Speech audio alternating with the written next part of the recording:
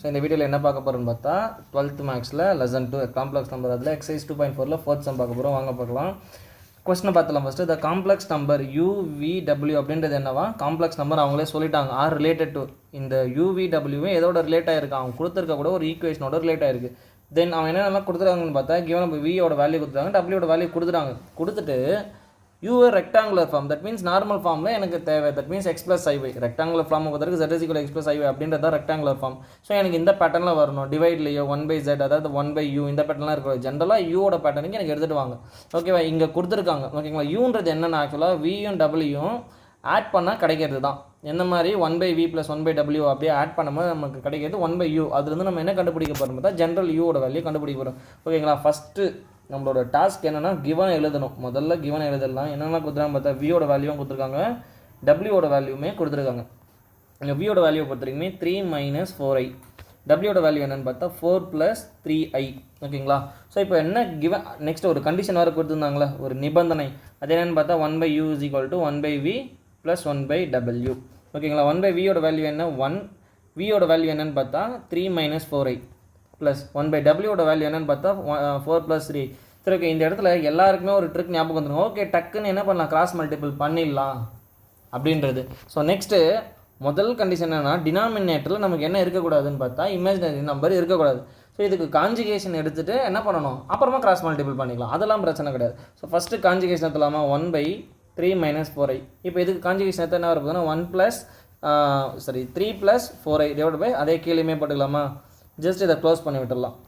Plus so next என்ன இருக்குதுன்னு பார்த்தா 1/4 + 3i. இதோட காஞ்சிகேஷன் என்ன வரும்னு பார்த்தா 4 - 3i divide by 4 - 3i. So நமக்கு ஜென்ரல் ஈஸியாக தான் இருக்க போது. பேஸை பொறுத்த வரைக்குமே என்ன இருக்குதுன்னு பார்த்தா a - b × a + b இந்த பேட்டர்னில் இருக்குது.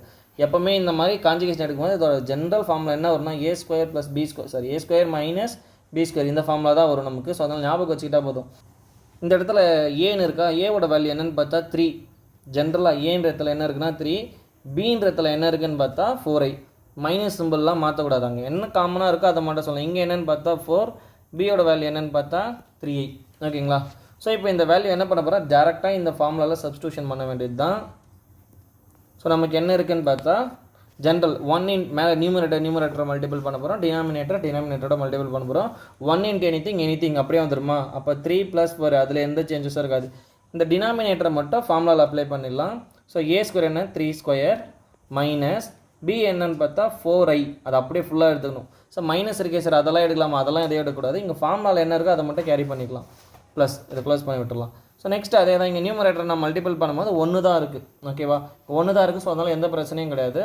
ஸோ 4 - 3i டினாமினேட்டர் என்ன இருக்குதுன்னு பார்த்தா 4². ஏன்னா a² - b² அதே ஃபார்முலா தான் -3i த ஹோல் ஸ்கொயர்.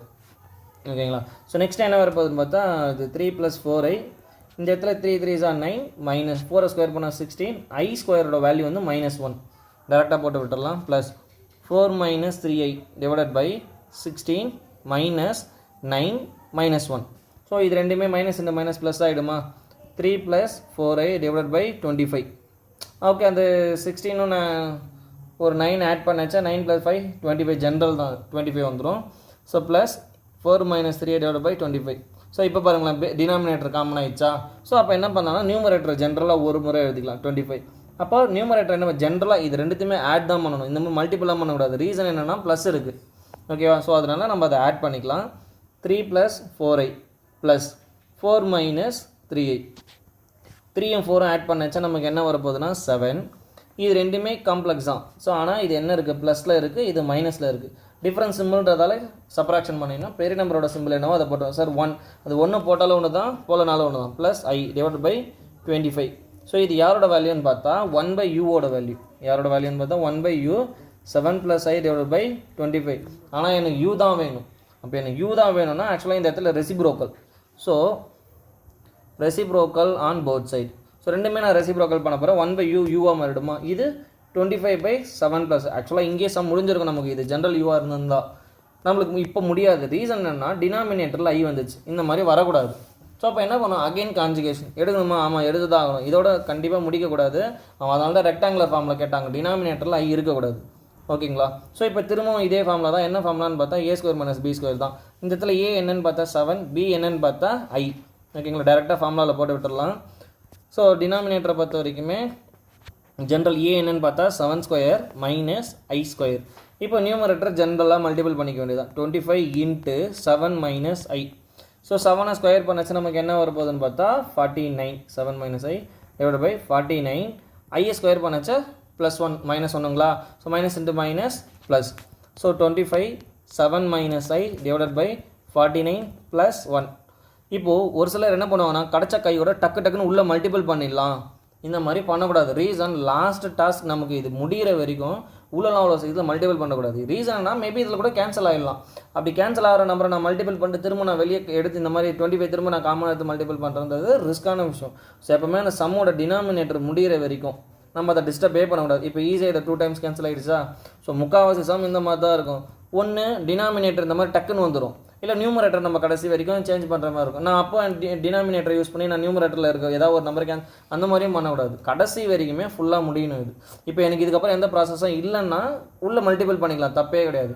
இப்போ எனக்கு இங்கே 50 இல்லாமல் 51 இருந்தால் உள்ளே மல்டிபிள் பண்ணி இப்போ தப்பு கிடையாது. இப்போ இருக்கிற பட்சத்தை இப்போ இதுவுமே தப்பு கிடையாது. நம்ம கேன்சல் பண்ணாமல் கூட வச்சு போடலாம். பட் ஆனால் சிம்பிளிஃபிகேஷன்றது ஜென்ரல் பேட்டர்ன். ஓகேங்களா. ஸோ இது என்ன வேல்யூன்னு பார்த்தா யூவோட வேல்யூ. ஸோ இந்த சம் இதோட முடியுது. அவ்வளோதான். தேங்க்யூ.